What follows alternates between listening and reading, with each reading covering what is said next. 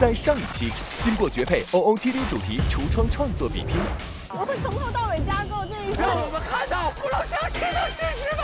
投呀！最终12位潮人脱颖而出，并自行组成4队。我们仨，我和2个女生。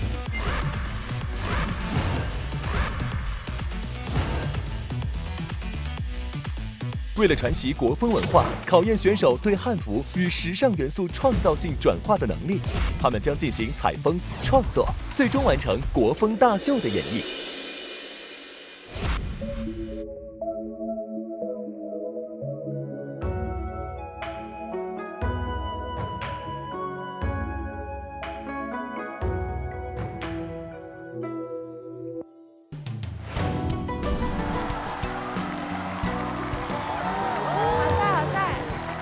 好看！欢迎来到9500潮流穿搭竞技真人秀，这就是潮流。我是潮流代言官李佳琦。Hello， 大家好，我是潮流代言官 Justin 黄明昊。哇，佳琦哥今天真的是一身气宇轩昂，神采英拔。过奖！我觉得小贾弟今天才是玉树临风，翩翩少年，如此盛装，为何啊？今天可不得了哦！我早早的就听说啊，12强选手即将上演精心准备的跨界国风秀，哇哦，自然就要盛装出席，然后满怀期待。不过在他们登场之前呢，容我们先隆重的介绍服饰史研究者陈诗雨老师，欢迎。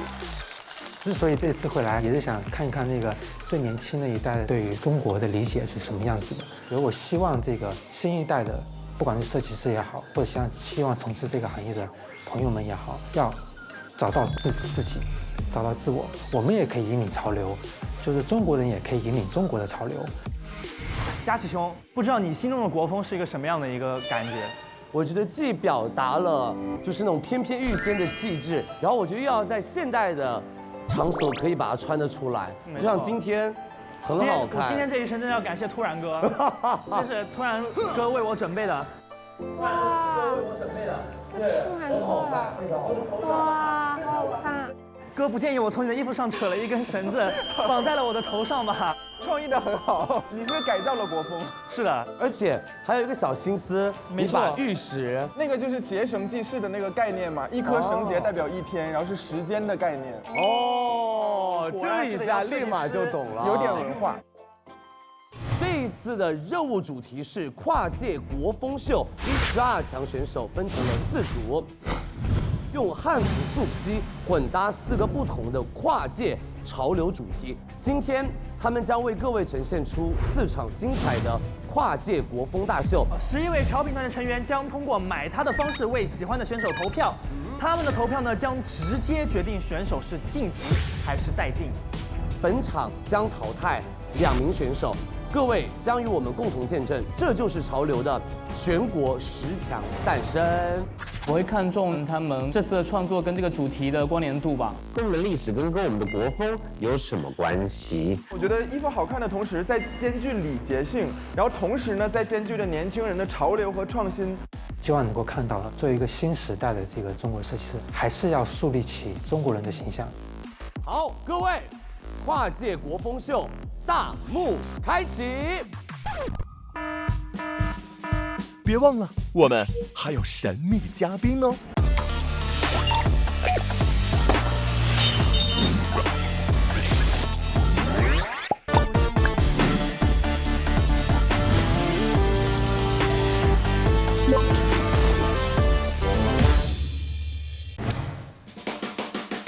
还是那个熟悉的舞台，只不过今天给大家加了一些小机关在里面。如果你们觉得现在灯光的配色、大屏的视觉的东西啊，跟你们的服装是有冲撞的，这个一定要提前说，或者大家可以先熟悉一下。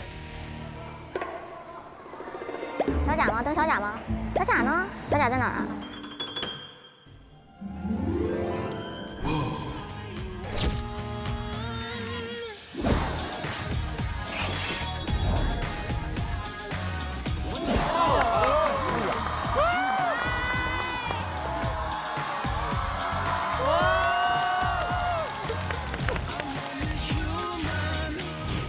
这儿呢，就是想找一些最潮、最新的中国风造型。我觉得只要你能坚持自己，然后表达最真实的自我，我觉得这种就是潮。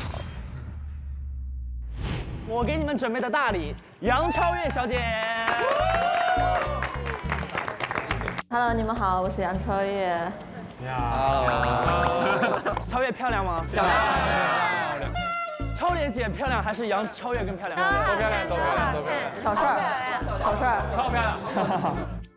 好可爱啊！今天不是彩排吗？我穿的像个土一样。我们都是，我穿的睡裤。超越呢会加入你们的国风大秀，成为你们每一组的模特，所以你们要给超越设计衣服，然后他会跟你们一起走秀，是惊喜还是惊吓？惊喜！介绍一下，这都是我们的选手们。我们组叫稚嫩的00后队，因为我们都是00后。主题是艺术展，名字叫做生长。他们2个是队长。双胞胎吗？不是。啊，不是啊，好像啊，感觉。我们的主题是滑板，然后我们的组名是连。也有你需要参与的音乐部分。音乐部分。不，乐器就好，乐器就好。我们家超越老师最擅长音乐了。跳舞唱歌没有落下的。我们组的名字是旱地拔葱。旱地拔葱。我们队有个葱哥，对，他是大葱哥。啊。然后我们主题是街舞。你们俩终于一队了是吗？对啊，终于一队了。哎呀，他们已经连续2组一队了。每一组都是一队。锁到了，懂了吧？多余了。棕红，终究是。整个人身上都是有光的，有墙。罚了。我们组的名字叫仿生人会梦见电子羊吗？因为我们是一个赛博朋克的主题，讲赛博朋克和国风的结合。有一个事情。你有情况要说？对，上一轮刚比完的时候，我把队长主动让给了。那由你们2位推荐出1位队长。推荐他。行。这一场我好多朋友走了，我就有点难受，所以这一次我也希望能选择我最要好的剩下的朋友。他说也可以这样，所以。好，所以现在你是队长了，他不是队长了。好的，我们现在就看一看给你们准备的道具吧，汉服的速胚。节目组提供了4件汉服速胚，选手们还要为杨超越设计一套全新国风服饰，共同演绎本轮国风大秀。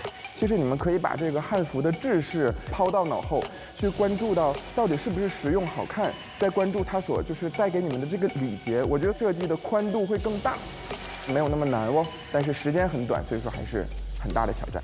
事不宜迟，各位赶紧采风去吧。OK， 好，出发。好，走啊。走吧。你好，欢迎光临来到云梦微说世界。这是我们魔都400年的起点——海上豫园。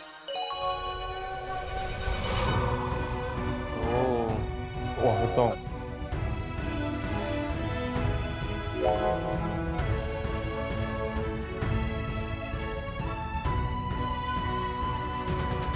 有点东西。如果真的是这么一个古代场景，它现实中就是能这么移动的，就很赛博朋克。哇，这个好酷哎！这是光影。光影。对的。这是什么？铁皮玩具，挺朋克的。对。啊，哇，这好帅啊！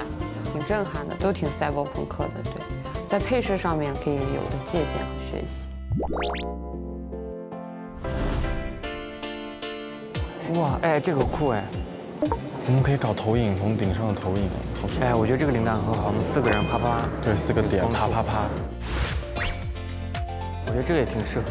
另外一种做大的道具的话，哎，我觉得这个就挺朋克的，又有点像古代那种壁画，对，敦煌的。敦煌，但它画另外的方式去呈现。对。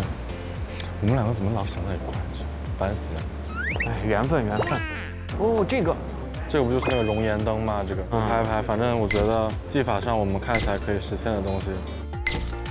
哎，这个可以用，我们可以用白色东西，用红色明线去做。对，因为我们的白胚就是白色的嘛，去走一些明线的话，其实这感觉挺工装的，可以做得很有未来感。好了，选手可以上台了。老师好。哎，这组还有点意思。你们这组是经费很够是吗？对，感觉完整度好高啊。那是辣条吗？不是辣条，是哪？就是那种什么碗那种花的那种管。对，是的。超越的衣服有准备好了吗？东西都出来了，就差把它拼一起就好了。OK。你有一个超好看的包包，还有一个眼镜，你会很喜欢。我都没有看到。哎呀，我觉得她好可爱，好直率的一个姑娘。就是脸好小，腿好细。不知道怎么说，有点语无伦次。是你的角色，你其实是一台计算机，我们想逃离赛博世界，未来和古代就混合在一起，然后我们走出来，是这个意思。其实可能我不需要听他们说他们到底是什么，我好像就是我眼睛看到的，我就知道好像它的内容是什么了，就是未来感，它的一些元素都很明显。我觉得想法还是挺好的。你们3个怎么分呢？是一边一个，一边2个？对，一边一个，一边2个。就你们俩，我帮你们俩想好了，你们俩以后叫一帘幽梦。赫连嘛，一帘幽梦，他们俩天的完了，救命！你们俩一块儿进来，然后那个有点多余，宗红自己一个人进来，好，可以。你们现在要走位可以试一下我。是这样吗？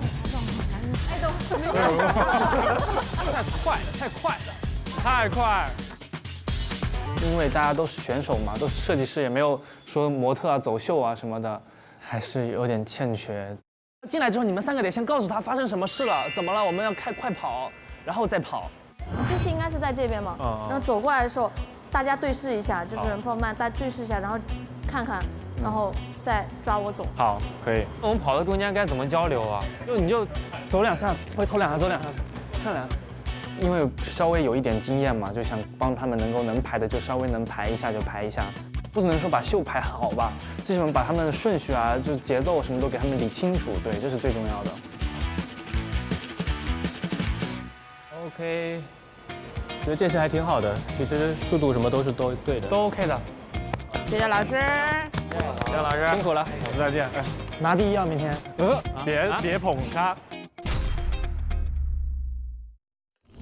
即将登场的是跨界国风秀，电子羊出逃，有请！加油！我还挺期待这组的，我很期待，其实我超期待。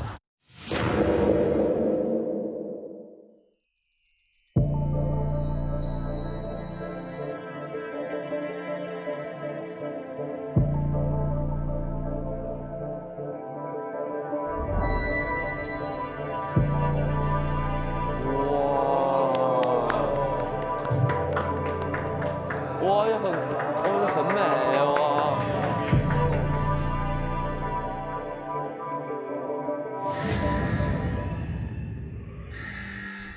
Cyber mode deactivated. Return to flesh and bone.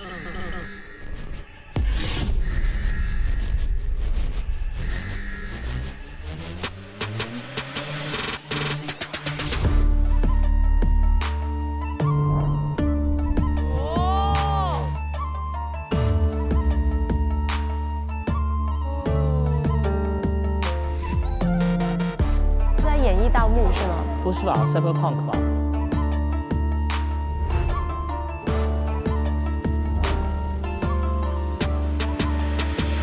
小野真的脸好小，真的。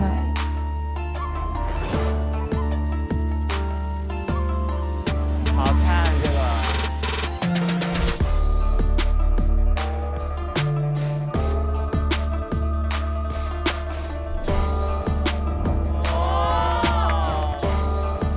那扇子挺帅的。好酷啊！这个是赫连吗？之前是穿白衬衫的牛仔裤的那种风格。这些赫连倒觉得特别未来呢。是赫连吧？赫连。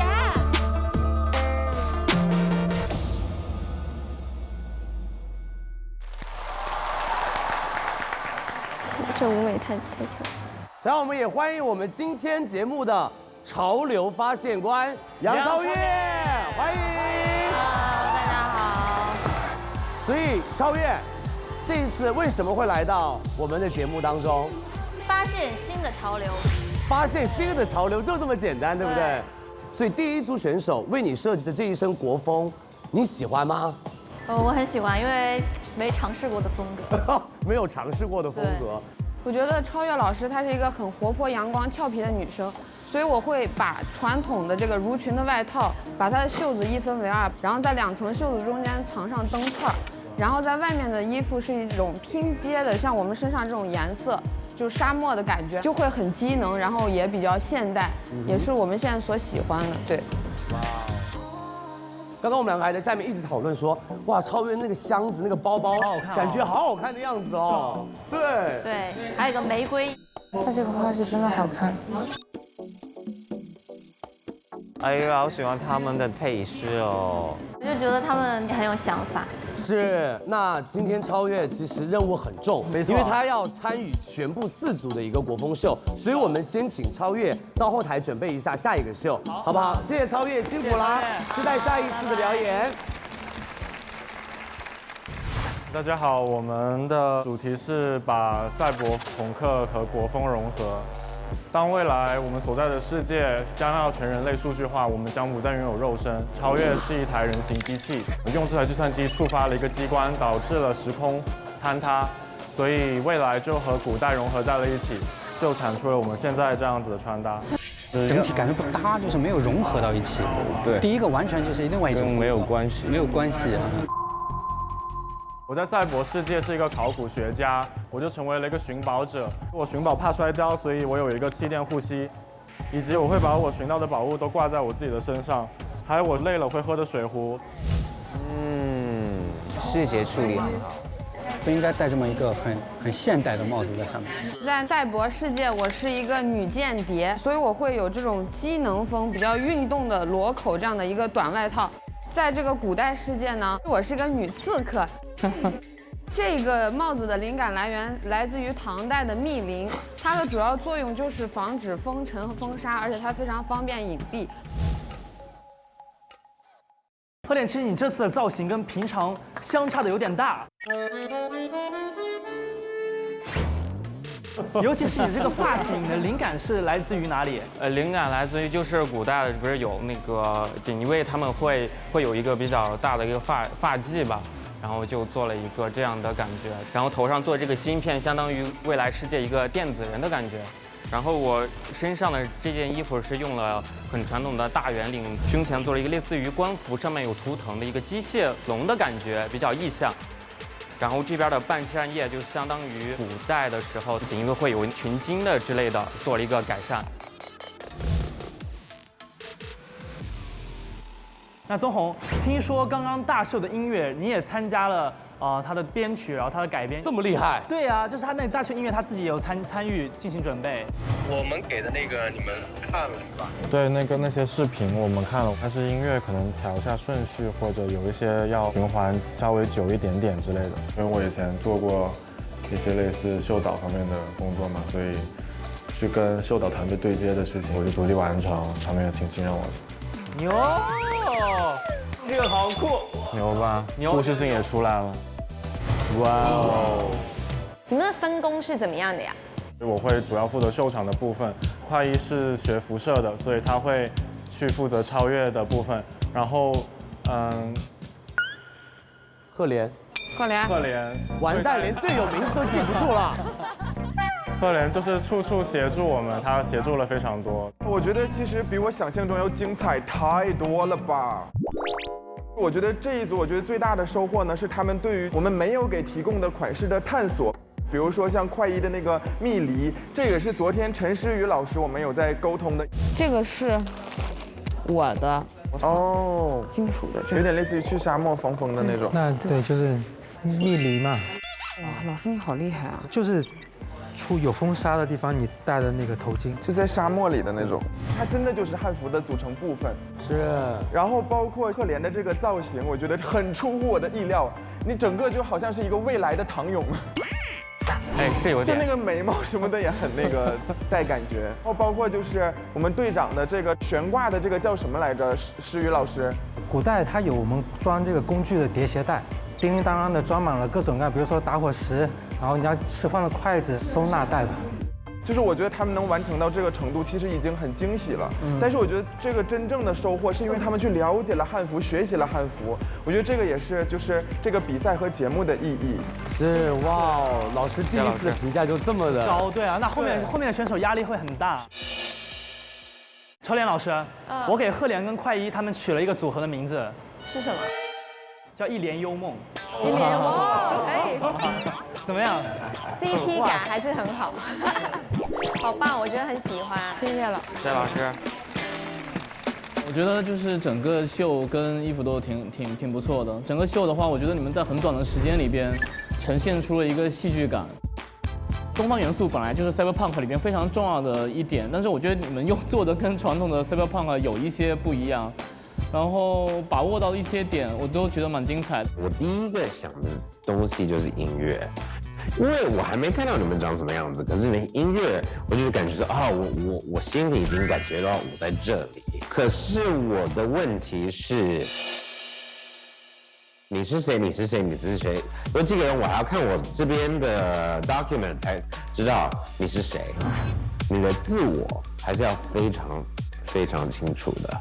谢谢了，谢谢老师。好，那接下来呢，就要请潮品团的各位，请买它。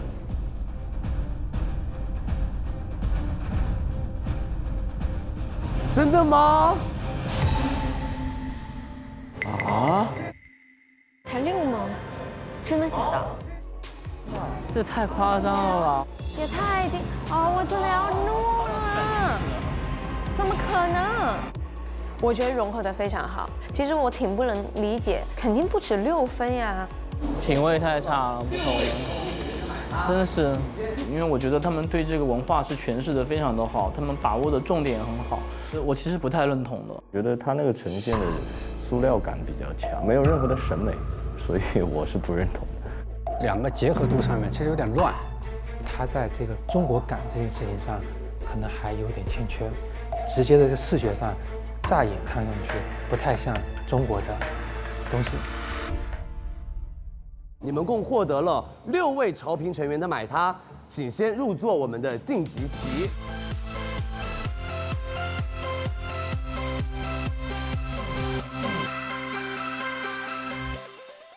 我说实话，我真的很喜欢赛博朋克族，我觉得他们很有创意。哎，我就看他们3个非常像一个团队的人，看到他们我就觉得挺潮的。你们很棒，很厉害，很厉害。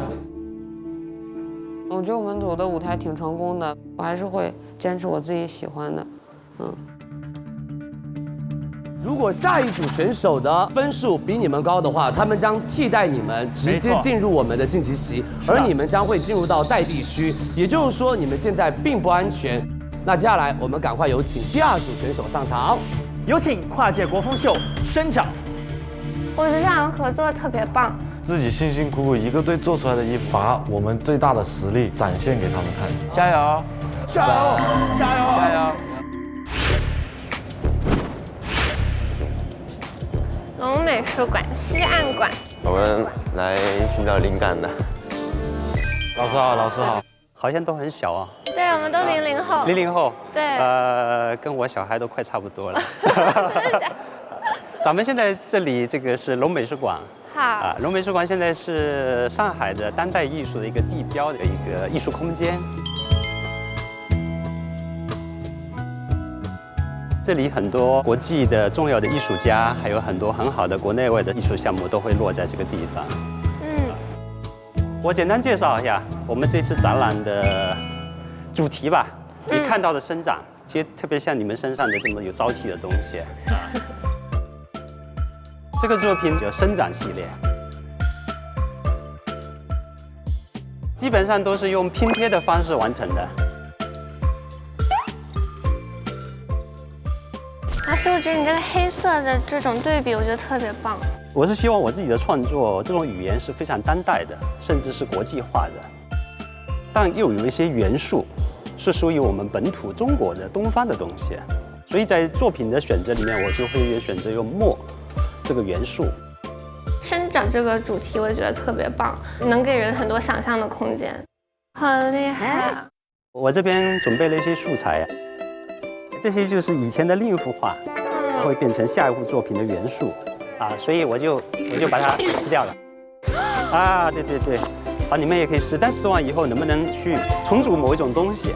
老师，你是让我们现场做吗？是啊，我的天啊！这2幅就是给你们准备的。你这个你打算直接粘上去吗？对，要做它这个跟它这种一样的效果。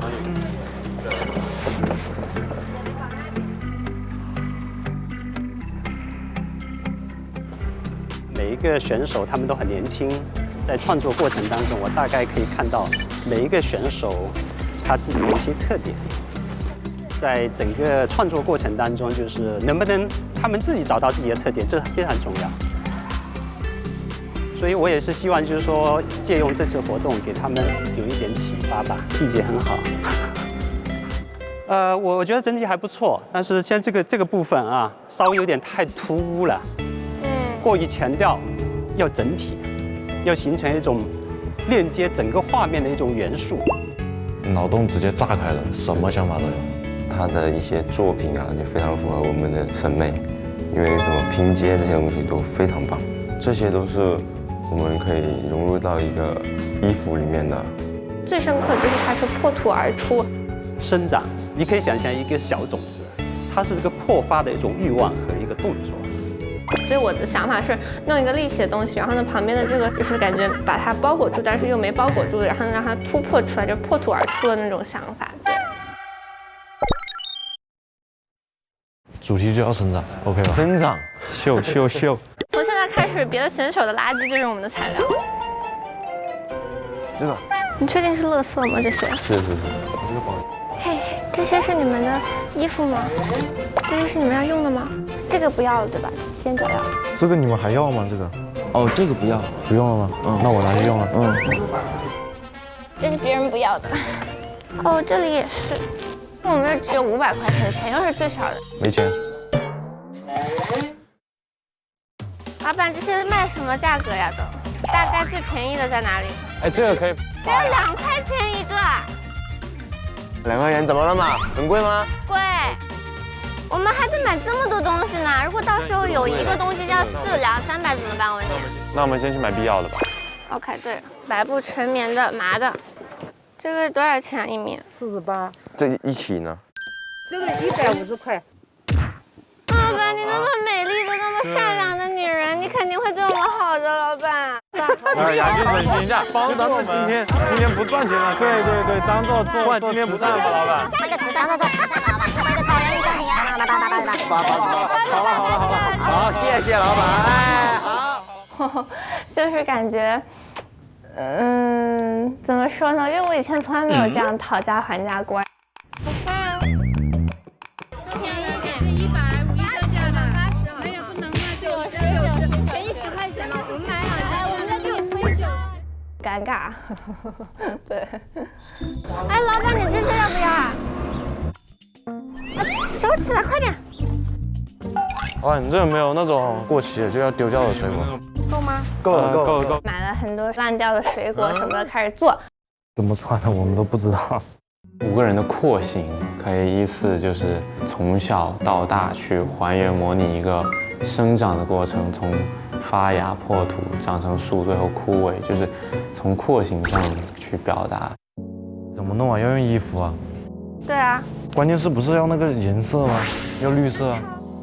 艺术家老师他的主题就是生长，然后我们也想就是我们做衣服啊，就跟他那种作品有些相似。比如说老师的这些拼接、泼墨、扎染，这些都是我们可以融入到一个衣服里面的。里面没染进去。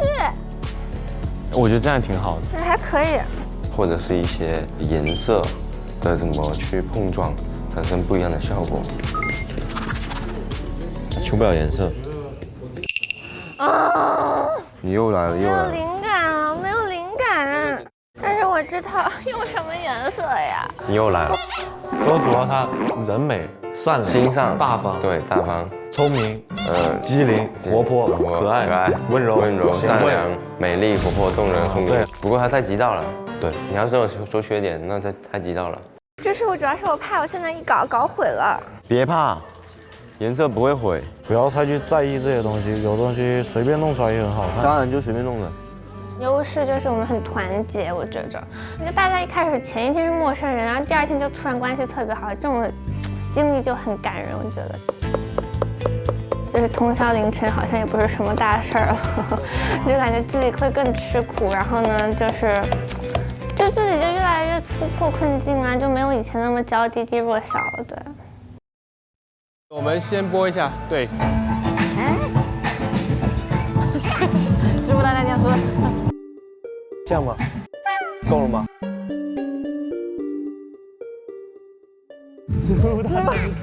植物大战僵尸。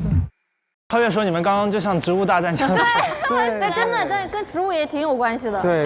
彩排过程中其实是有遇到一些问题，就是比如说我们没有想好这个该怎么动作，怎么走场。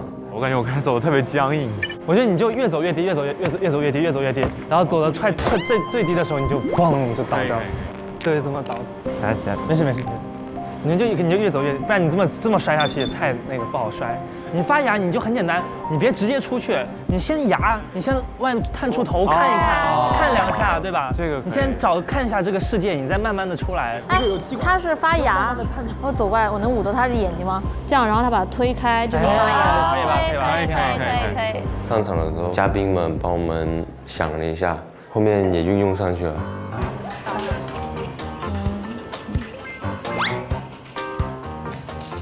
你看啊，对吗？你想想看，你先这么慢慢把它推开，然后你慢慢的往前走，你就是出去看，你就不要是就演，你就太演了，太演了，好难啊！没事，这一台步我觉得走的不行，但是我会练，然后就重复的彩排了几遍。你就推开，对，小偷很难的，坚定，这样，推开，捂上，打开。你要是想演出一些东西，你得靠你的一些动作啊、一些表达什么的。大家可能都是以前应该舞台也比较少吧，也会比较紧张。你们这要是表演好的话，还挺创意特别牛，交给你们了。好，加油！谢谢，加油！谢谢。有请跨界国风秀宣长。我很期待校服兄弟。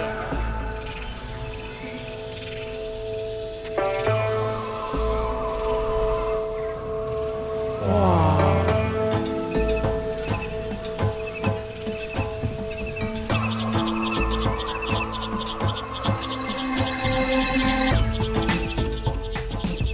哇！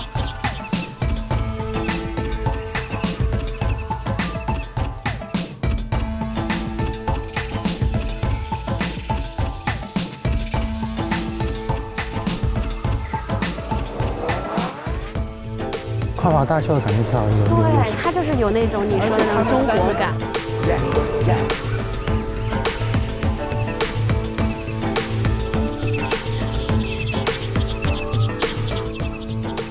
终于有一些大廓形的东西了。对，拖尾。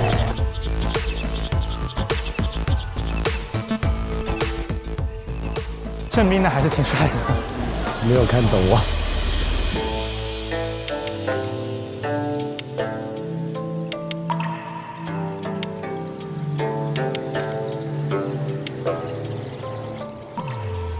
哇，杨超越好好看啊！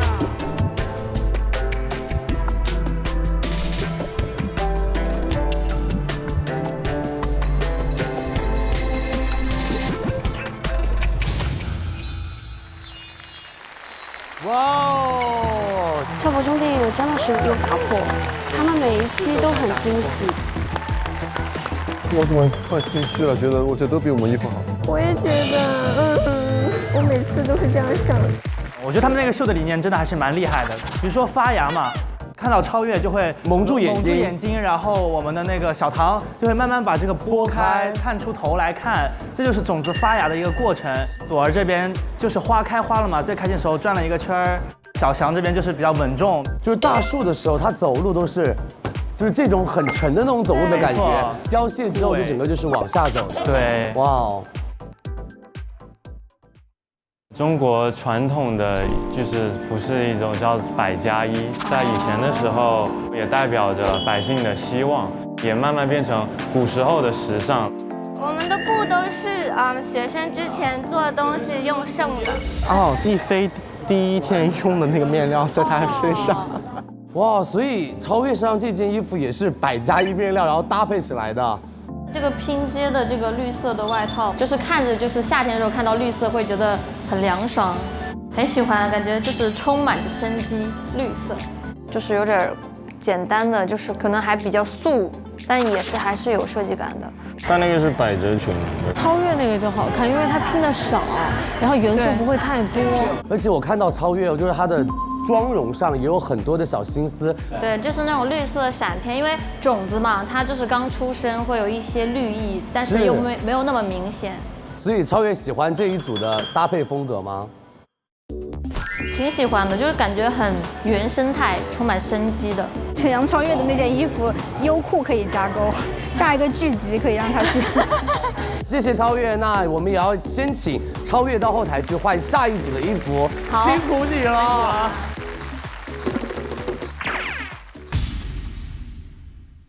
我们是运用了很多就是再生布料的技巧，比如说我裙子内搭，这个它其实就是花，然后呢我们拿锤子砸上去的。哦，鲜花染，鲜花直接砸上去的颜色。敲。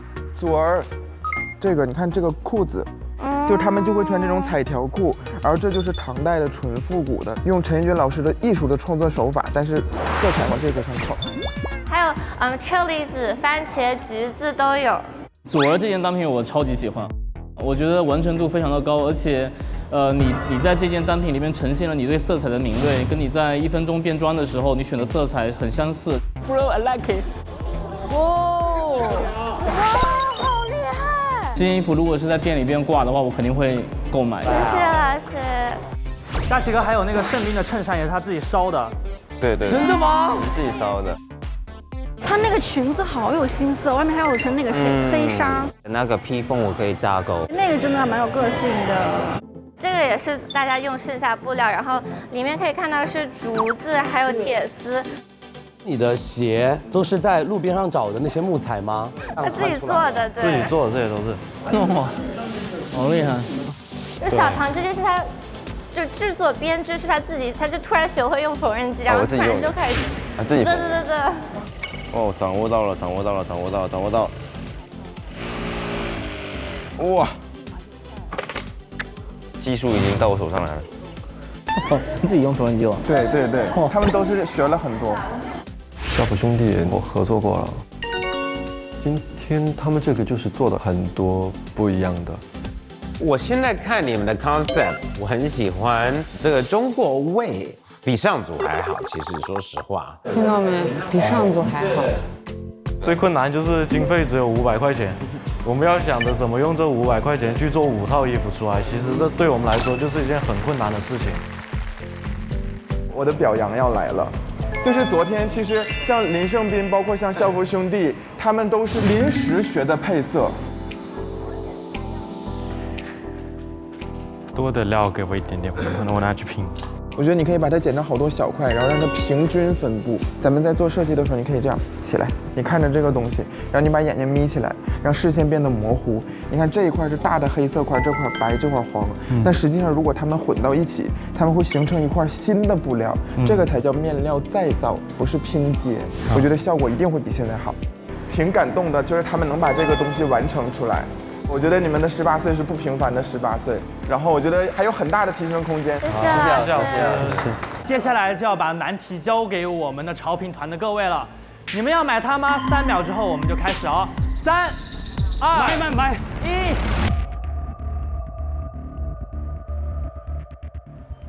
不敢看了。哇！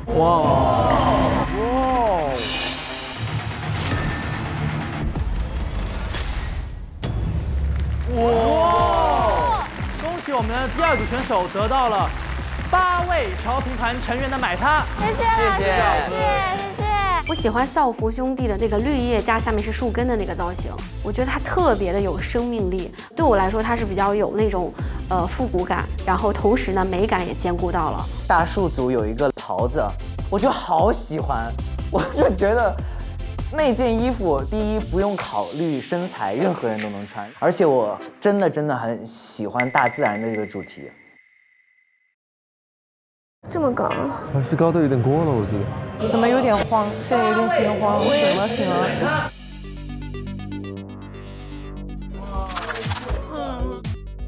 他们的创作可能保留了比较多这个中国古代服饰或者说传统服饰的一个廓形，就是这个宽袍大袖，比较潇洒的一个状态。所以我觉得下一组选手应该压力蛮大喽，真的很大。是，那我们第3组选手是摩天轮队，队长酸痞，队员吹吹和雪飞，他们选择的跨界潮流主题是滑板。国风和滑板，这2年不是滑板很流行吗？但是有关系吗？没关系，看他们怎么玩吗？那接下来我们有请跨界国风秀脸。这上台前压力有点大呀，发票到了吗？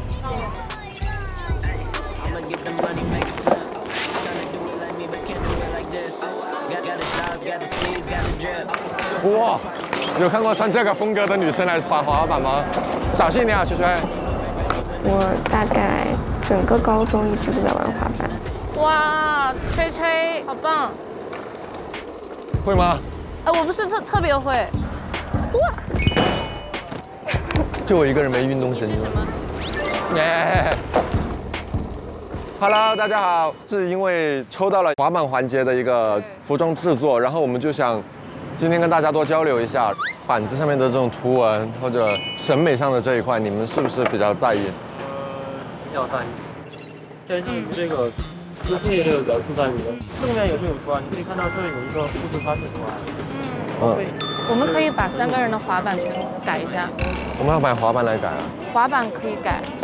滑板可以 design 自己喜欢的，把自己喜欢的元素全部揉在上面。我做设计是完全不喜欢那种特别象形、特别具象，就是因为是滑板的主题，一个人背上就背个板，我不是这种个性的人。你们当时就是怎么样一个契机让你们决定学这个？我当时为什么滑板也是因为一个朋友带我入坑的，然后我是3年前的时候骨折了嘛。比较严重，所有人就包括亲戚啊、朋友也觉得，就你不可能再滑板了。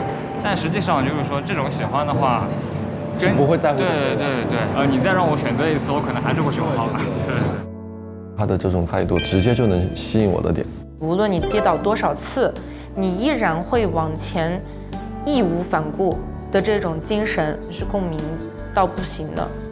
常摔到的地方有哪些？这里、手肘、膝盖，什么地方都会摔到。做甲片，普通的板面上如果有款这个就是滑板，它是具备就是比如说灵活刹车的功能。没有哪个滑板有刹车的东西。就比如说我踩一下，后面有一个按钮。柯南吗？比如说要摔了的话，我怎么样一下，然后让周围的人闪开，这些东西。我觉得没必要这种东西。功能，然后再有点傻。就是滑板，因为是一个很街头的运动，它加了这些高科技的东西，反而会就失去了它的本真，就变得就像一个交通工具一样，就没有那么有意思了。Hello， 准备的怎么样了？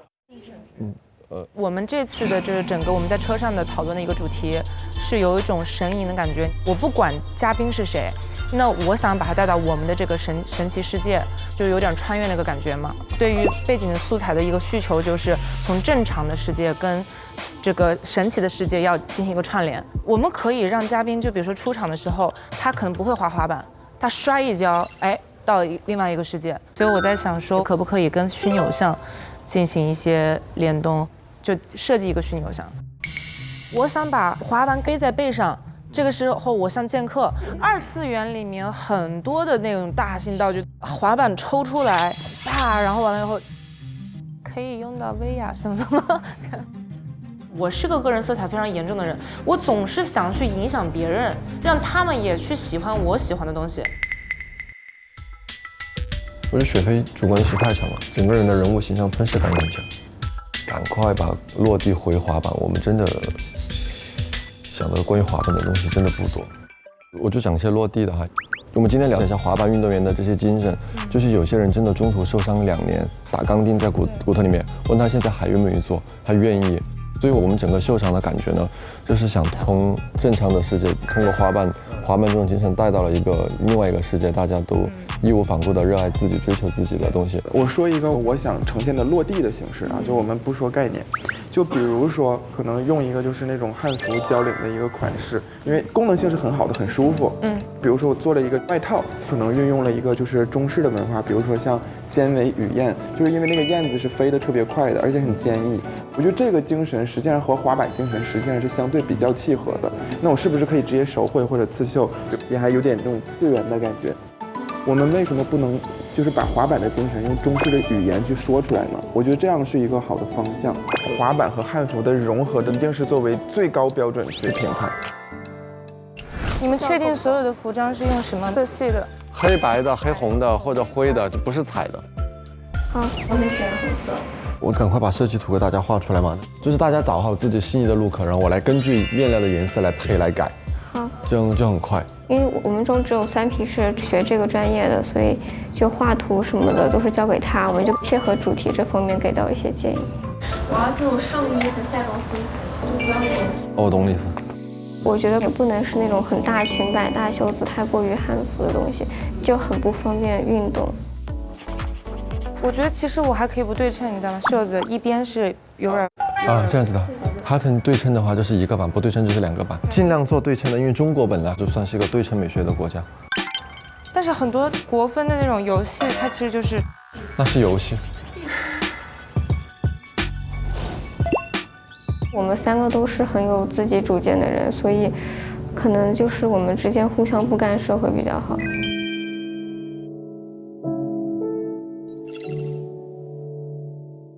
哎，这个感觉是不错的，大家没有太多的沟通，就已经把自己的部分做好。我们这组组在一起，我心里已经赢了，你懂吗？哎，你们服装是已经好了吗？还是这是个半成品？半成品。这是什么东西？这什么主题啊？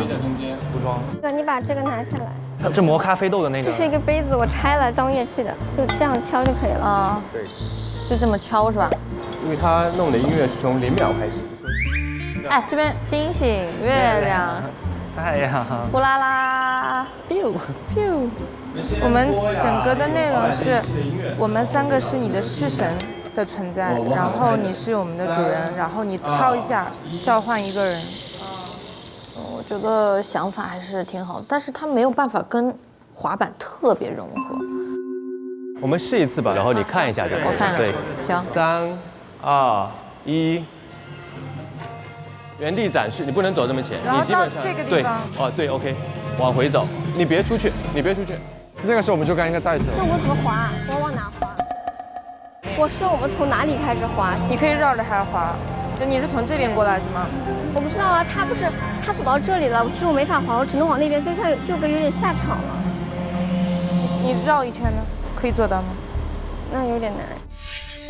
机组一定是最乱的，感觉其实准备的还是有点欠缺。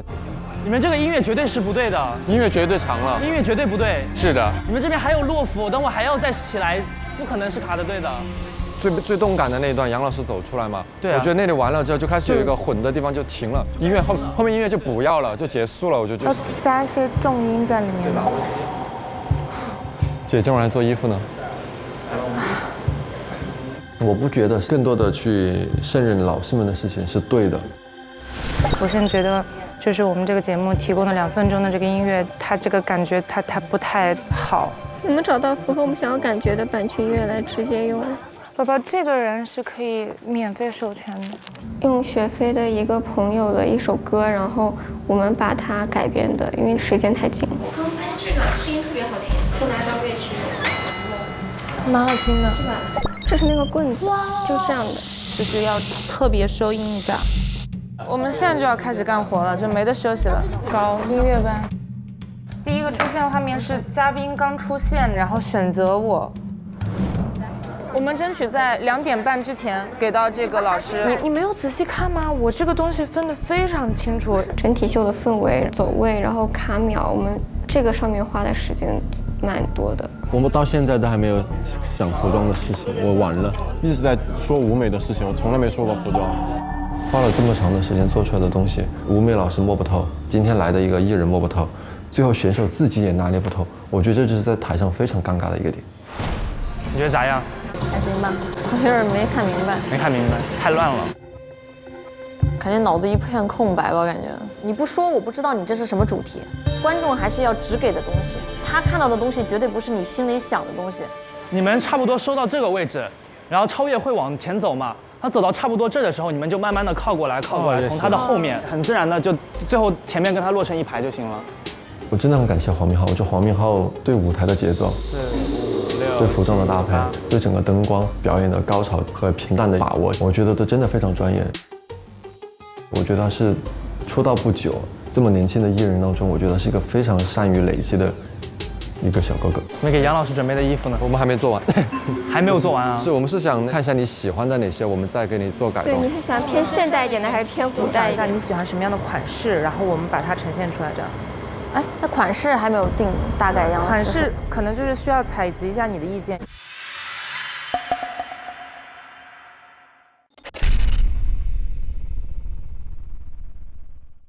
我现在一下子让我想，我都不知道想啥，就感觉。或者你们没有举点例子之类的？飞鱼袖、羊蹄袖、袍子袖，或者是把袖子摘掉，做成是绷带手臂。袍子袖、羊蹄袖、绷带手臂。那个袖子我喜欢有那种纱的那种。纱的，有，我们本来就素坯有欧根纱。欧根纱我很喜欢。这个外披会不会有点太白了？我觉得会。你们给超越做的再太白一点的话，吹就有点突兀了。对。雪飞也是这么白的，你也是这么白的。如果超越也是这么白的，那吹一个人这么红，真的就是特别杂，就让我觉得好像不是一个系列，就大家都在各做各的这种感觉。太头疼了，我的天！彩排回来被要求大改，一切又重回未知了。我觉得我们最主要的问题就是滑板。对。滑板结合的有点。我一直就觉得没有注重到滑板这个主题的实用性，然后一些滑板的精神，就感觉稍微做的有一点偏题。我下面现在都一点都不好看，我好头疼。为什么一定要看起来很滑板？就是我们一个颜色特别。不是每个玩滑板的人、喜欢滑板的人，他脸上写的滑板。但是我们主题是滑板。我不觉得什么东西都可以。做一个主题扯回来，我只是觉得没有那么有必要。滑板和汉服的融合的一定是作为最高标准去评判。按这样说的话，所有主题都可以随便做。我觉得并不是因为我们抽到了滑板题目，所以我们就一定要去滑板 too much。就是我是一个滑板的人，我看到这样我会生气。这种感觉和其他的选手给的那种扣题的感觉一定是不一样的。我觉得我做的选择是没有问题的。就加油啊！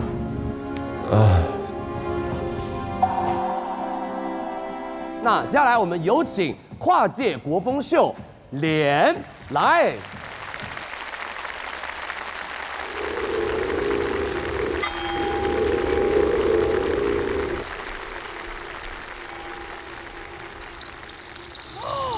哇！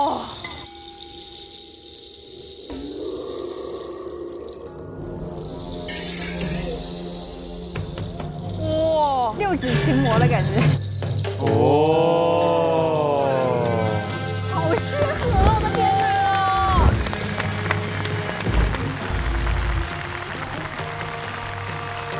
这什么干将莫邪？对。好可爱。雪儿好会走。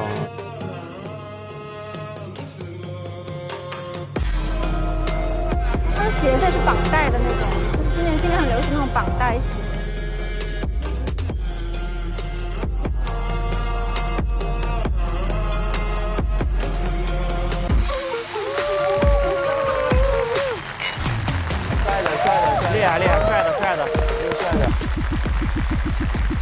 我觉得他们更艺术哎。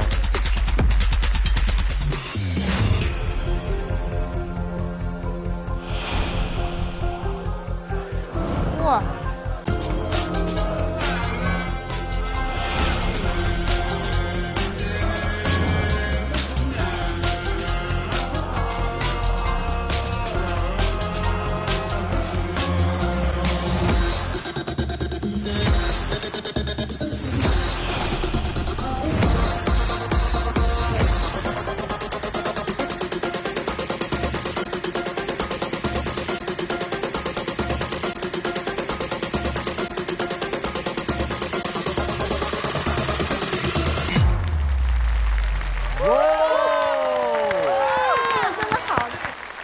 效果比较好。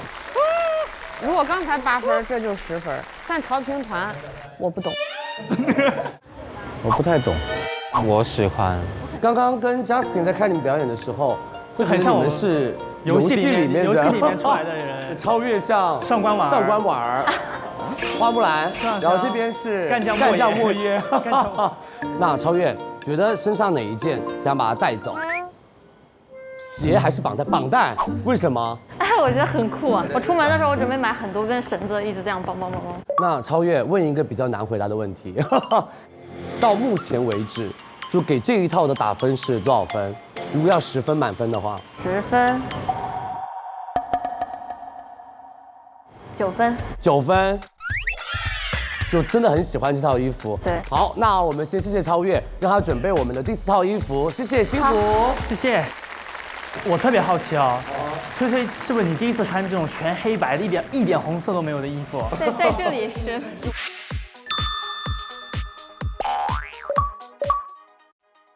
节目的名字叫连。无论未来还是现在，我们都始终独立去完成一切。那这个就是滑板的精神，我们连在一起，连成一片，一起去滑板。但是我们永远在自己的板上只有一个人。哇，说得太好了！那你们每一个人都是自己去设计的衣服，那超越老师的衣服是谁设计的呀？超越老师是我设计，因为你们能看出来游戏感，因为还有老师给到速批是我们手上最有信心能够去更改像游戏像概念像的这种大。那你的国风元素在哪里呢？国画，这是竹子，代表坚毅的女性，然后她身上有长龙，她身上是莲花，那谁画的？她全部都是她。哇哦！滑板运动也有涂鸦嘛，那是西方的一种涂鸦。我们自己如果中国有滑板类型的一个服饰的话，应该具备我们自己的一个文化在里面。那你们这个除了刚刚吹吹滑了出来一下以外，你们这个主题跟滑板是怎么连起来呢？因为我就觉得你们穿这样滑板也太累了吧。这是跟滑板没什么关系，还是2次元痕迹有点重。我们的衣服都是可拆卸的，里面是一套轻便的可以滑的。我们3个人都是可以拆。我们这个就是女生这样拉下来是包裙，这样拉上来。哇，好棒啊！我忘了。哇，这个是我做了夜光的。所以晚上滑滑板也可以看得见，一边照一边滑，好酷哦！哇，这个好帅啊！我喜欢这个。我好喜欢这个。我采访过就是滑滑板的，就是其实像我微胖女生会比较多，然后我会说你们在意更多是什么？他们在意的是运动胸衣，选择那种运动型的内衣或者是束胸，但是可能很多人都穿不习惯束胸，束胸的话会很闷。它需要说透气，那我觉得绷带的材质是最好的，而且它需要紧绷。最好是更像束胸。那栓皮呢？我就是用中国比较传统的一片式这样一个剪裁方法，只是把这里上了一个工装的这种一个拉链。其实我觉得有些面料剪裁方式能够跟外面的距离更近一点，然后它的变化方式更多一点。就是滑板的话，其实是这里比较容易受伤，然后还有这里，所以我就觉得设计一个比较好看的跟鞋子可以连在一起的护具，这样可以让大家更加安全。厉害！他们的设计都好有自己的小心思在里面，细节体现得很好。是，对。我今天看到各位，我觉得整个 look 很好，这个红颜色，红白黑我很喜欢，可是你们这样画上去，有些人看起来是滑板的时候摔跤了。我们的妆就是想体现滑板的时候摔跤。哦 ，OK， 好，那你摔得很严重。这个老师怎么现在怎么都这样了？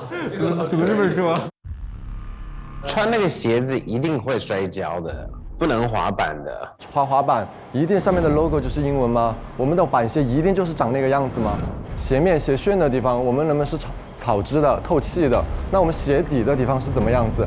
可能我们在这个短时间内是做不出来的，但是我们确实，我们只能做到概念先行。但是我觉得没有到刚刚那个尴尬的境地，我也不想说。其实我看完我有点沮丧。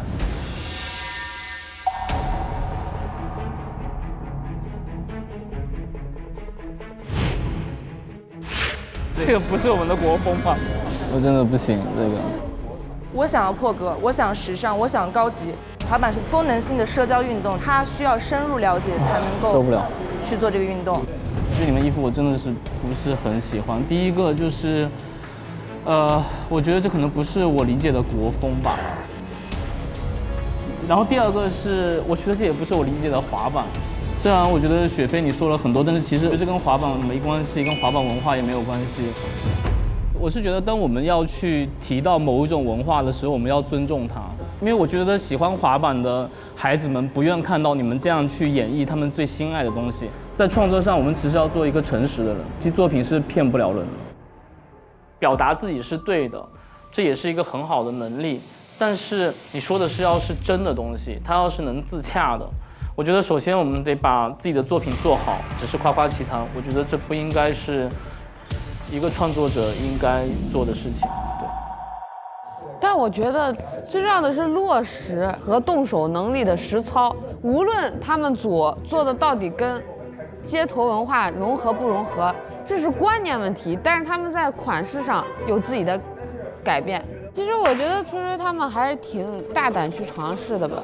乍看之下的视觉感，如果站在外国人的视角，会觉得是一个从至少是东方来的一个视觉感，因为是黑白水墨这个感觉。第二个呢，就是看到一些细节元素，确实能够跟古代有一些关联。像这个半臂的脱掉这袖子的这个穿法，确实过去运动装会用的这个，可能在最初做设计的时候没有想到，古代也有这个像男生会穿这个超短裙骑马，但我们今天不知道而已。我觉得这个说的对。我觉得说的很好哎，虽说古代没有滑板，但是古代什么投壶什么都是有的呀。第三组它其实用到了一点这个中国古代这个运动服饰的一些灵感，但是基于今天这个主题没有结合得很好，对于国风这件事情没有抓到一个太到位的一个把握。其实我觉得引起争议是一件特别好的事，这样大家就是会更加的去探索古代的服饰到底是什么样子，他们做的到底是对还是错，然后我们就可以通过这个东西去了解更多的一个古代的文化，包括对未来的发展，我觉得是还是挺有意义的。刚刚听他们阐述的点来说，他们三位是比较有想法在国风以及他们要做的作品上。这是我觉得他们优于其他两组选手的一个点。然后第二个，我从产品的角度上来看，如果我是老板的话，我想要投很多的钱在这个绑带运动内衣上，因为这是一个新的东西，它绝对会火。估一下，5吧，5、6跟咱差不多，我感觉。好，那我们直接看老师们的投票吧。好，来，3、2、1。2票。就很好啊，为什么不给他们？5票。哇哦！老师们真的是口是心非呢，吓死我了！哇哦，打平，打平了。我买比咱多。这样吧，我们请我们上一组选手也上场，再让老师决定一次。我觉得我们的想法更完整，并且和陈玉君老师他的作品中表达的这个概念更贴切。对。我们这一组是从性别到年纪到各自的经历最不一样的，然后整个服饰可能今天不会特别到位，但是我觉得我们3个是比较综合的。准备好了，老师们，来，3、2、1，投票开始。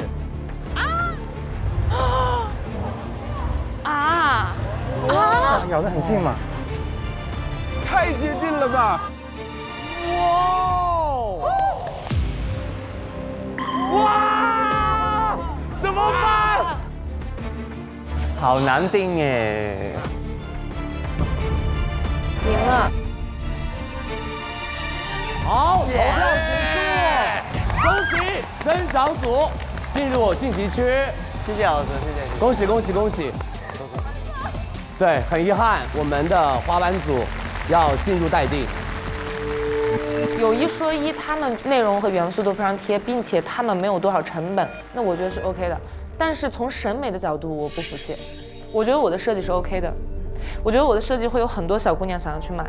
今天这种状况，其实我是有责任的。滑板就是国风元素，其实不是很浓，就是元素有点过于凌乱，就是我觉得很难点评这一组。其实，吓到我了，吓到我了！现在加油吧，各位两兄弟，可能是我们最后一次合作了。你就玩，随便玩玩就跟着音乐跳。有请跨界国风秀对峙，加油加油，美男子！加油，我的比比。今天早上出发的时候，其实隐隐约约的觉得有点没底。那咱们就分工一下，建个群吧。我和赵一安已经彻底确定了组队，然后就是我们俩一起做。然后本来是加李宗宏的，后面因为他换成队长的原因，所以说我们就选择大聪哥。聪哥不是你们选聪哥呀？他选的雪飞啊。我也想选雪飞，就有点尴尬。因为之前那个导师们说的私下定好，而我们是定好了的。别提了，他们都不想选我，人最后没辙了。大聪哥是一个想法大于实际穿搭的这样的一个选手。完了，这怎么搞？就这个，就是我当时一时间头脑里边是没有概念，更没有想法的。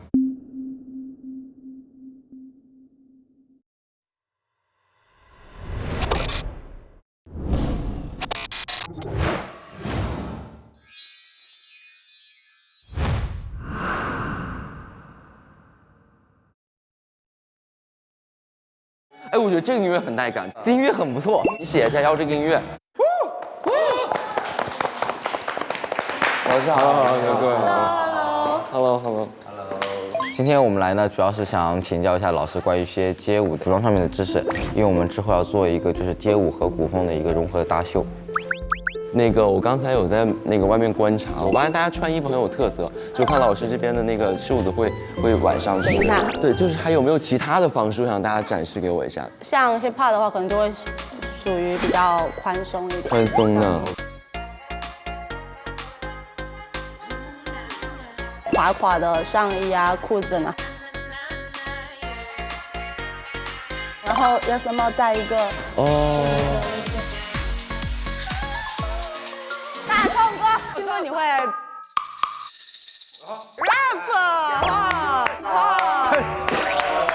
这个怎么来啊？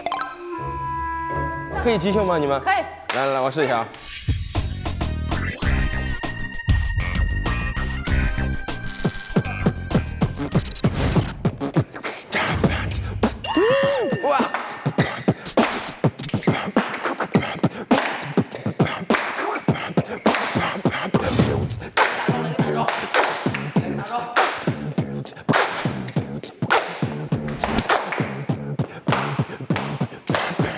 OK， 在高氧放大招你就停了，在高氧放大招你就停了。可以。哎呀，太牛了，有一种捡到宝的感觉，就宝藏的感觉。B-box 的能力跟说唱的能力，这都是完全可以接入到我们主题街舞跟秀场的。街舞的话，它比较有包容性，然后参与性，像竞争性。其实它是跟说唱文化其实有点相近的，对不对？其实一开始也是因为就互相 battle 啊，这些跟舞蹈是很像的，对吧？我觉得这些就差不多了。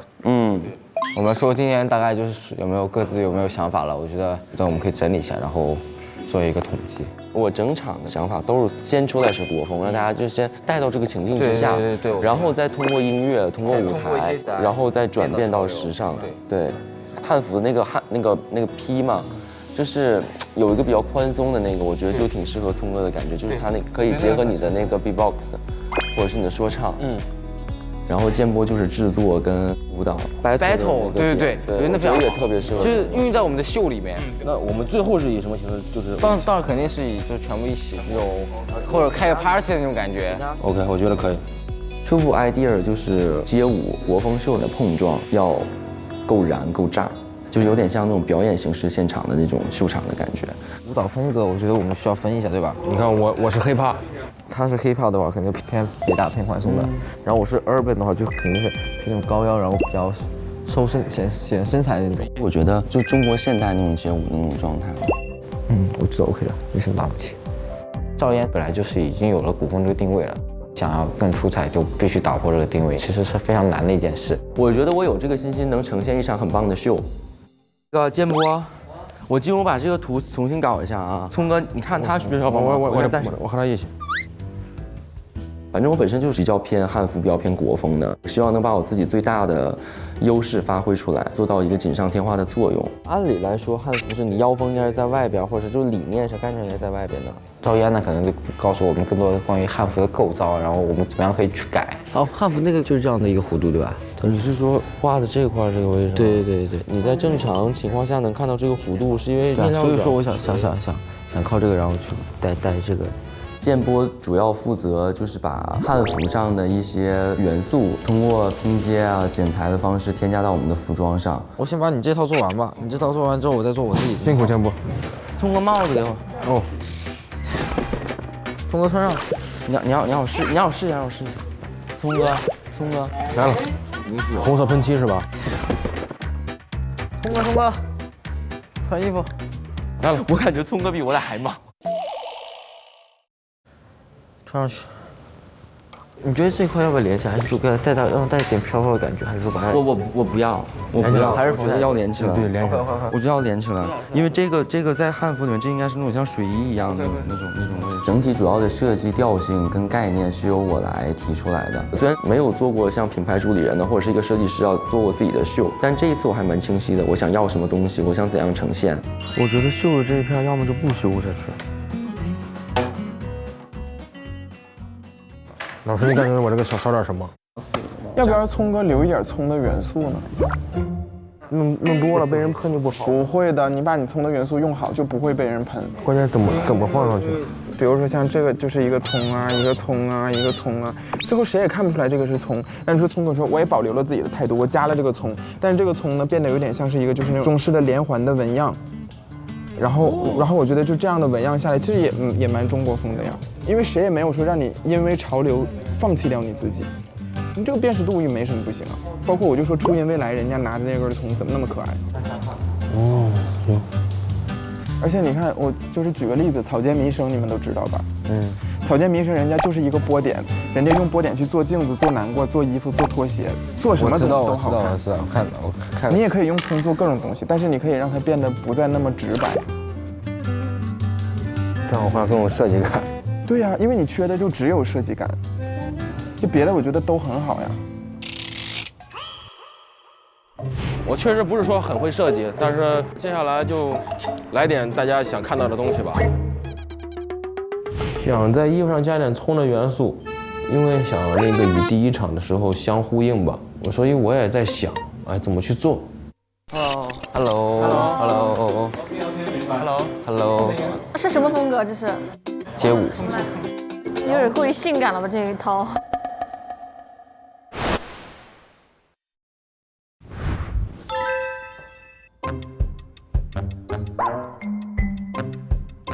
我觉得他那个的确有点，而且他的绿色真的有点鬼片的感觉，你知道吗？我不知道他为什么突然加了个绿啊！我也挺无奈的。我今天我才知道，因为那绿色真的好丑。对，就聪哥，我们之前不是说过吗？就是如果加什么颜色，一定要说。明白。你昨天你俩睡着了。我觉得我个性也好，或者是想要去用大葱表达一些东西什么的，这都是源于我自己想要这么做。我真的觉得这块会不会换成这个，换皮，或者要么换成就是布料会不会好？ OK。这个纱我觉得是不是有点太 over 了？你们？ 这个纱我觉得是不是有点太 over 了？你们？ 我不知道他为什么突然加了个绿啊，我就是我也挺无奈的，我今天我才知道，因为那绿色真的好丑。对，就葱哥，我们之前不是说过吗？就是如果加什么颜色，一定要说。这个纱我觉得是不是有点太 over 了？你们？我觉得你这个机能夹克跟这个融合其实挺有创意的，但是你这个剪掉了，我看不出来了，这是个机能夹克。峰哥加的元素比较花哨，我现在就很担心我们之间团队的一些服装的融合性，我觉得这个才是最致命的吧。我想和整体的这个团队保持协调和一致。如果我加了什么大葱，他们也得加，我觉得就不加了。反正大家也知道我这个人很有个性，很有特点。有请跨界国风秀对峙，开始，看美男子。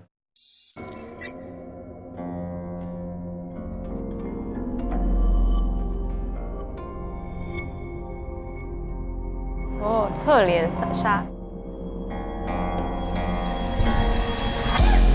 哇！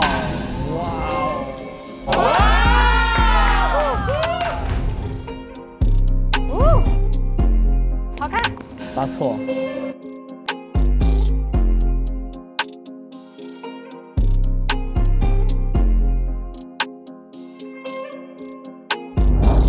他的纱这里很好看，在这里忽然变得可阳刚了，感觉吧？忽然这次变帅了，真的好帅。哎呦，让我听到你们的尖叫好吗 ？Let's go！ 我是大葱哥，你们不懂我。哇，太帅了！过了几十年，跌破你眼睛。Bass, sweet to the opera bass, shake your body and show the bass。别对我说 congratulations， 不需要说 congratulations。All from the bass， 给我让位，有钱的 AOR bass。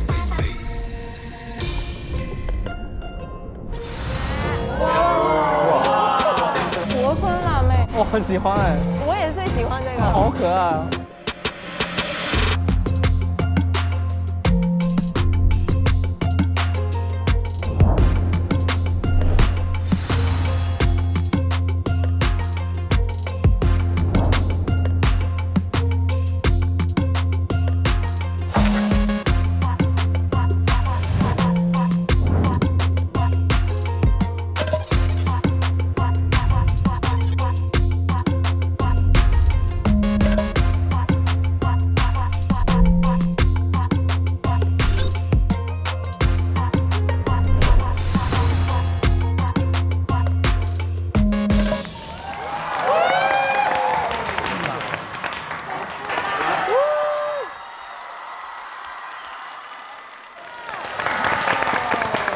超级无敌喜欢。题目第一，他们选的好，街舞嘛，对他们有一个对峙，就是大葱哥跟建波两个人在中间的气氛围很好。大葱哥逃过一劫，是，好棒！哎，其实谁都不要淘汰就好了。完了，那对面组有点慌。他的无懈可击，无懈可击。完全想不到我们的选手啊，又会做衣服，又会唱，又 rap， 又会跳舞。所以超越啊，这一套衣服你觉得怎么样？这套衣服啊，感觉就是很会跳舞的样子。感觉就很会跳舞的样子。他太适合这种。他穿啥都好看。我们这一组的概念叫做对峙。我最开始头都很大，我就觉得是不是街舞是不是就是跟汉服还是有很大的冲突的。去采风的时候啊，就是有那个街舞的老师，就是说其实街舞是有很多元素的，很多现在年轻的中国舞者在跳那些中国风的那些舞蹈，也算作是街舞。那么我就觉得，既然街舞的包容性这么强，那就跟我们中华传统文化这个包容性有一个很大的一个碰撞。然后加上那个街舞里面有很有趣的环节啊，这叫 battle， 然后大家就倡导 peace and love。然后我觉得这跟古代不是默克那个对弈啊，就是对子啊，都是这样子，就是大家都是以艺会友。我就想做一个结合这种理念、一种概念的服饰，叫做对峙。讲得挺好，讲得好，讲得好。赵美男子就是厉害。在这个精神层次上还是非常国风的。我们整体的服饰其实我们是用了红色跟黑色，这个是因为在汉服当中，这个叫天玄地虚，对。这个玄色跟熏色，这是古代在制作大礼服当中才会使用的颜色。然后我今天选用这样的配色，也是因为我们对这场比赛特别的重视。我自己本身就是汉服的爱好者，所以选择了这个颜色。超越这套是谁设计的呀？整体都是我跟谢波设计的。大聪哥做衣服这方面其实不是特别擅长，他擅长的可能是他的概念和音乐上带来给大家把我们的舞台呈现得更好嘛。所以超越，如果让你选的话，这身上哪一件单品是你整个爱不释手的？我觉得这个吧，为什么？这还挺可爱的，虽然有点像窗帘上的那个绑窗帘的那个是吧？但是这个东西就是很灵活，这里很灵动，走起来就会觉得女生很可爱。这个珠子其实真的就是窗帘上那个木头珠子，然后我们用那个红色漆漆的，下面的穗就是扇穗，然后这个真的就是窗帘的装饰的那个绳子。其实这个跟大聪哥，对，聪哥你快把昨天我们讨论的那个戴法展示一下。哎，那不如这样吧。啊？对他一开始这样想的。有那味儿了，挺冲，挺冲的，你是我聪哥，就是古代那种戴法吧，就是很多像那种什么王爷什么那种，对，顶多是个侍卫。对，顶多是个侍卫。帽子好可爱，可以买。好，谢谢超越，辛苦超越，超越，对，辛苦，换了4套衣服了。就是每一个衣服的细节，你们要不要都讲一下？上身的话就是机能马甲，然后把它裁剪成这边的话就是一个比较国风的衣服，然后把它拼接在一起。然后下面的话本来是一条长裤，然后把它裁掉变成一条短裤。然后一般跳舞的时候大家都会搭一个衬衫，然后还有就是这个飘带，显起来比较仙气飘飘。谢谢。我这套做的是一个稍微正式一点，为了突出街舞的主题，然后我把汉服的袖子拿下来做了拼接，是为了让它就是跳舞的时候能灵动一点，能飘逸一点。然后前面这一片也是用了汉服的拼贴，然后做在前边，然后这样交叉领做的。背后这一块有块拼皮，然后还有裤脚有块拼皮，是我为了觉得说要融入大家这个现代的理念。比较让我惊艳的是赵一安吧，因为我原来以为赵一安会用那种很传统的古风的形式，但他其实是用了比较现代的西方的剪裁，但是它呈现出了东方的这种情境，这一种的组合方式是我个人比较推崇的，通过现代化的织衣方式跟成衣吧，来体现出这种中国的传统的文化的精神。我们经常跳舞，经常穿卫衣和一个阔腿裤子嘛，所以我就在想怎么在卫衣和阔腿裤上进行改。然后我去2楼市场花了大概50块钱买了一件卫衣和一条裤子，然后还做了这种渐色裙的这种感觉，然后其实就是加了一些呼应在上面。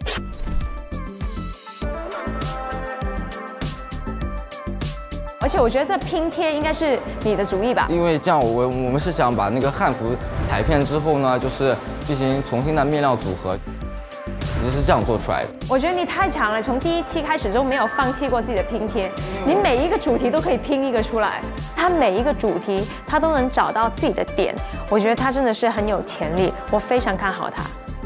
这一组我不喜欢。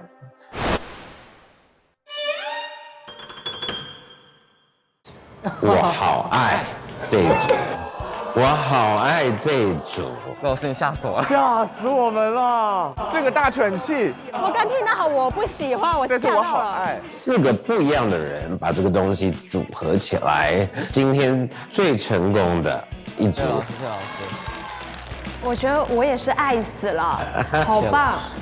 除了舞台感表达得很好，就是每个人都有自己的高光，然后再聚合在一起。我觉得你们特别就像中国的那个《西游记》里面，对，本来我是拿着棍子的。我觉得就是你看中间是唐僧，然后猪八戒，然后就是孙悟空，然后最后超越有点像红孩儿，就是我觉得你们就是一个组合，我觉得特别棒。这音效也太厉害了吧！有那味儿啊，唐僧猴哥，难怪这么中国风。对。来，我们的潮评团们，3、2、1，请买它。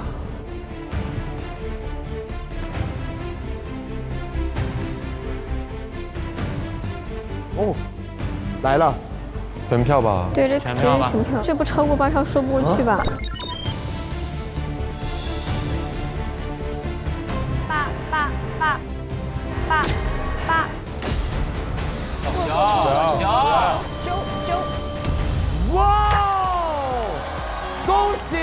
们直接晋级。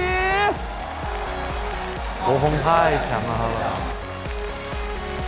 那么在接下来的日子当中，保持自己的标签跟样子之上，做出其他方向的突破。其实对名次也没什么，主要是展现好自己吧。请移步晋级区。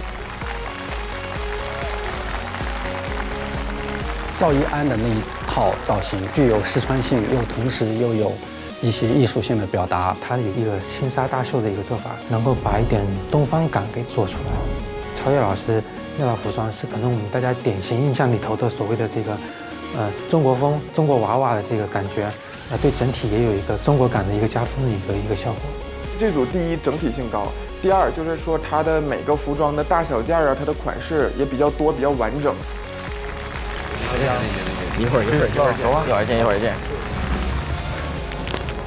没想到呀。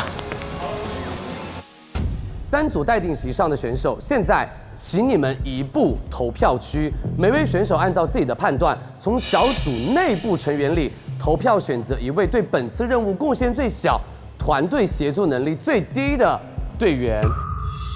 好惨啊！他们内投，太过分了！我曾经就是这个赛制的受害者。哦，你是被票出来的是吗？我是被票出来的。那我觉得他们肯定是感情很好，肯定是你投我，我投你。投成平票，投成平票很有可能啊。真人秀不录吗？我好想看他们投啊。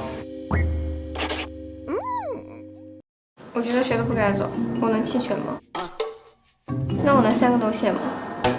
要走一起走。我不想一起走吧。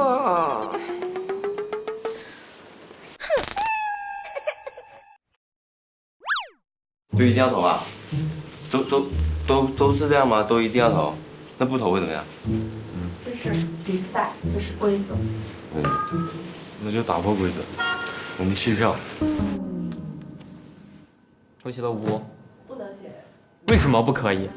那我这是我的自由，这是我的态度，我就不想。因为我就写这么一个字，然后淘汰否定任何人的付出和成功，我觉得这不公平。我在这就想发表一下我的态度，这就是我的态度。我们都有在付出，我觉得我们都不应该淘汰。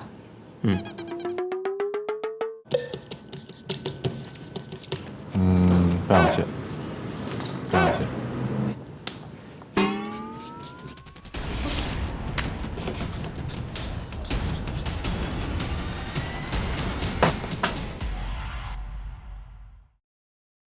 现在内投结果已经在我的手上了。第一组，赛博朋克组，你们内投出来的选手是李宗宏，上前一步。我天哪！组长被投掉了。问一下，为什么把票投给了宗宏？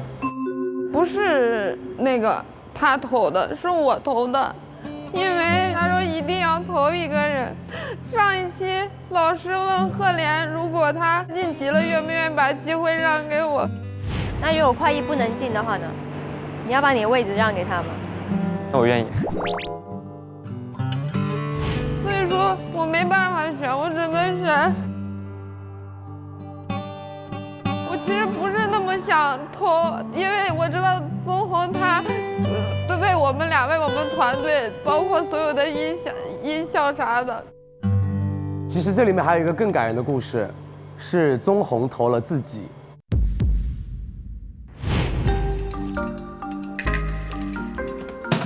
喜欢淘汰我自己。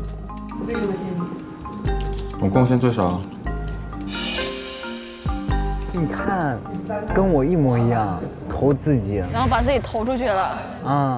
好，那我们请2位选手进入我们的晋级区。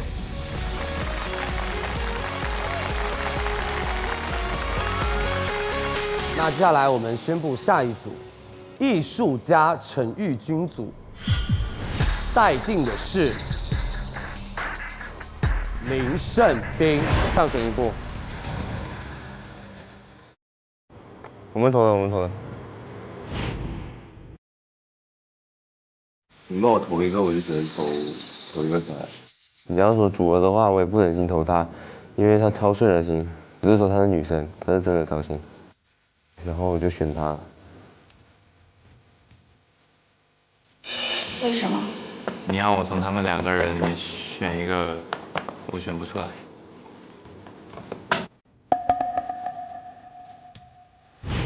我觉得是小林就很棒。是人生就有很多这样的选择，虽然不是自己自愿的，但是这种结果也一定要学会承担跟接受。好，我们先恭喜祖儿跟校服兄弟直接进入全国10强，林胜斌待定。第3组滑板组，滑板组待定的是雪飞。怎么把他给淘汰了？我是投的我自己，因为其实我很抵触跟人接触，我基本1年多没交过朋友了。然后来到这里以后，我觉得就是和大家集体生活这么多天，就是从很多人到现在只剩这么多人，就是要走就一起走。我觉得大家都很好，所以我只能投自己了，就这样。没有什么想讲。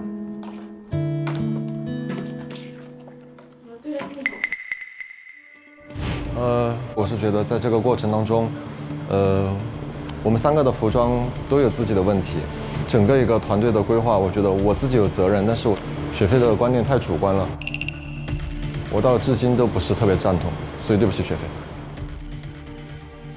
这个女孩可能是很有自己主见的那种，然后就是会和别人会和别人闹得比较不愉快。我们是发生了一些不愉快，但是我觉得这侧面说明我其实很多方面跟他是一类人，完美主义、太较真儿，这个我其实有一点一样。我觉得这方面也是我自己应该自我批评的一个地方。我觉得人家是有权利去评断的，我虚心接受这个意见，这会让我更好。接下来我们请宗宏、盛斌和雪飞再为自己拉拉票，因为我们的现场助推团会再助推一位选手。助推一位选手。是。我来这个地方也是为了做我自己的牌子，把我自己牌子做得更好，去给我的牌子提供一些更多的可能以及平台。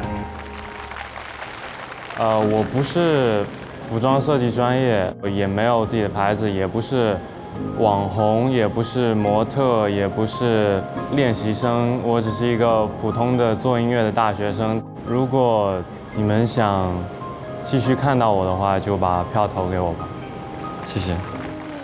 我相信我自己对我自己喜欢的东西的追求不止于这个舞台，希望你们做你们喜欢的选择，谢谢。上官哲老师，为你喜欢的选手拉拉票吧。我会选择李宗宏。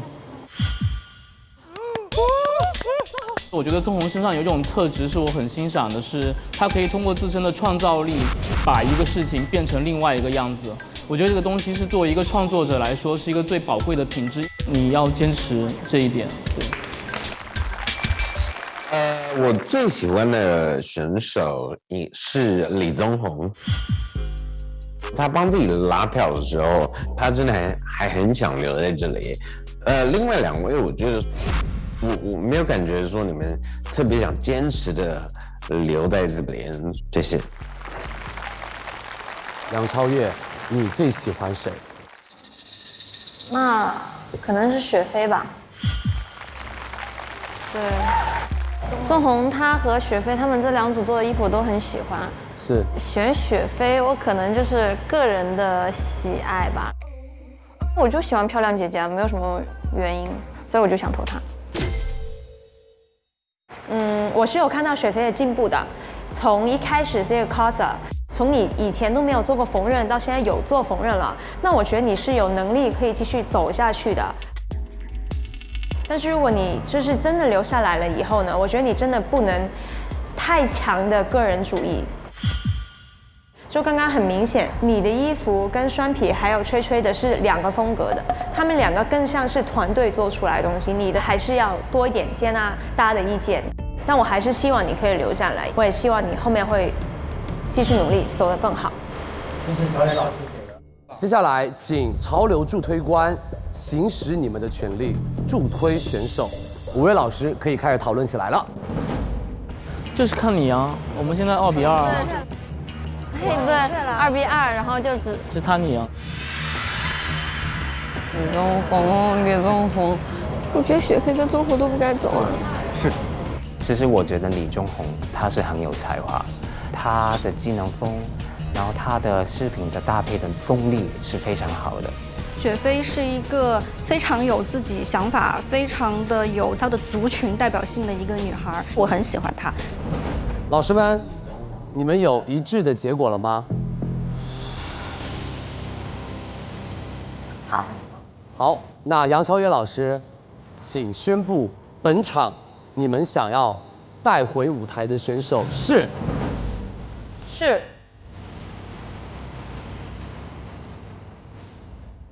李宗宏。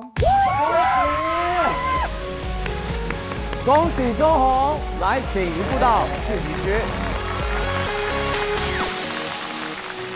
我觉得雪飞非常独特，然后宗宏的一个设计概念非常的商业化，非常的落地。我对他们两个就是都很喜欢，也选不出来。但是宗宏很明显比雪飞更需要这个舞台，那我就想，那就留宗宏吧。很奇妙吧？很奇妙，从来没有过的体验，然后交到了很多志同道合、人也很好的朋友。首先认识了一帮很棒的人，这个是我来这儿的初衷，我没有意料到的事情。这是我成长历程上的最重要的一天，因为我从头到脚的衣服是我由自己一个人做的。在此以前，我是做结合，我是 cos 一个游戏的角色。我相信，当我们喜欢一种虚拟人像的时候，更多不是想模仿它，是想去成为它。然后第一次也完成了一个自己的单品，它的这个拉链我变成了一个肩带，一口气晚上做了10包。这一次的衣服算是我们第一次就真的是自己完全上手了。我希望和我一样的人也能这样坚持下去。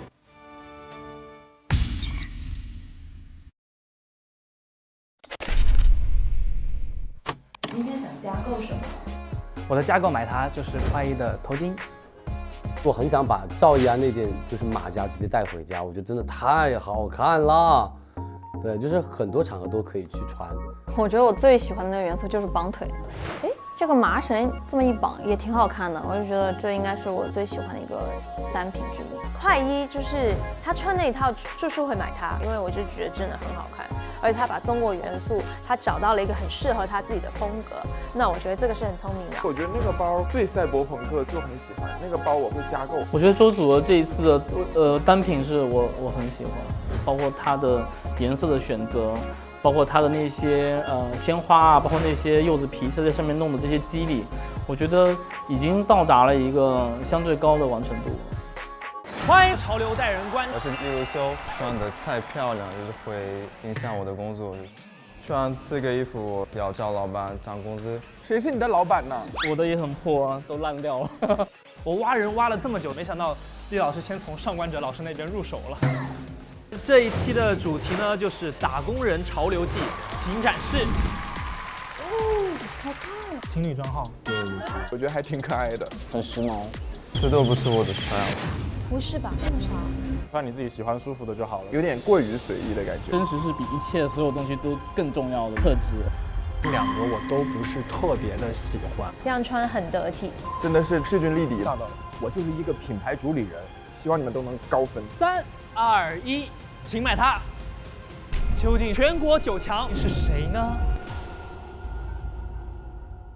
这就是潮流团建日 VIP 专享版《潮人总动员》，明星潮人欢乐组局，戏精吃瓜，嗨点超潮，周日这样我们俩野生今天来了，放送我们就一起玩个游戏好不好？叫做包你好看的游戏，12强选手的包包，然后判断出这个包是谁的。哦，我知道是谁的了。哦，这个我应该知道是谁的。哦，啊，我好像已经有感觉了，我知道这谁的了。谁的？这太明显了，是你的包吗？你别回答我是不是，我还没有确定呢。他现在会，他炸糊，他现在会炸糊，怎么回事？你怎么回事？你怎么回事？我刚来，你怎么今天参与了他们的这个舞台，你都没想起来？你的眼睛呢？我是在试探你。好，酸体排除了。哎呦我天！哎呦！挺有钱的。现在谁还会带现金啊？银行卡都在，这有橡皮筋，那一定是个长头发。钥匙？谁家的钥匙啊？当地人。这个我知道是谁的了。谁的？你应该知道吧？你跟他们这么熟悉。要么是学费，要么是祖儿，应该不像是快一会背的包。喂，我看那包。哦，这个新带路要是个男生的包，我就把这个包给吃了。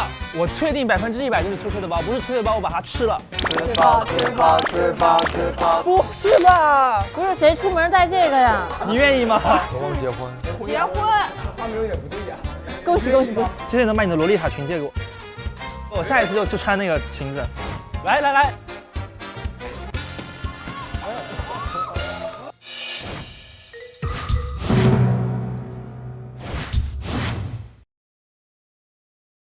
欢迎你们来到师傅我要跳舞了迎新晚会。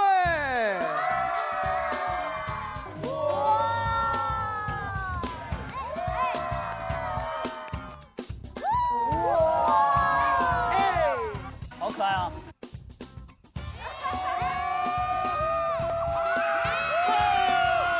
碎到爆炸！信手拈来，易如反掌。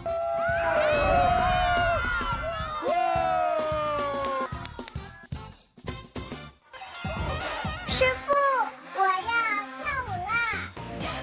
上手机天猫搜潮向马尔斯绿，抢潮流同款好礼。感谢独家社交媒体平台微博，感谢首席合作媒体新浪娱乐、微博综艺、新浪综艺，感谢首席合作媒体微博时尚，感谢独家合作时尚媒体时尚 Cosmo， 感谢时尚 Cosmo Look Style 世界大赏联合发布潮流趋势报告。感谢潮文话题分享平台 So APP， 感谢信息流媒体 QQ 浏览器 QQ 看点。